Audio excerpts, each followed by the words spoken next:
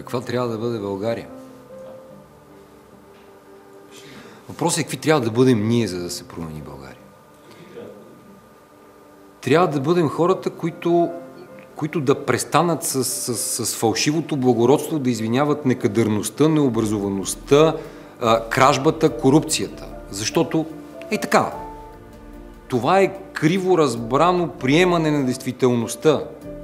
Ако ти приемеш тази действителност, ти се превръщаш в част от нея. Не можеш да изградиш свой собствен затворен кръг, в който да си добре. Това е измамно. Подлудявам пак казвам, фалшивото благородство, фалшивото чувство. Да, той е простак, той е некадърен, той е крадец, той е невеж, той не е професионалист. Но ние ще го търпим. Няма да му кажем, че е такъв.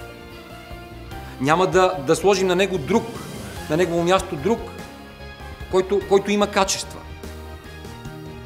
Това е примирението, за което говоря. От това трябва да излезем.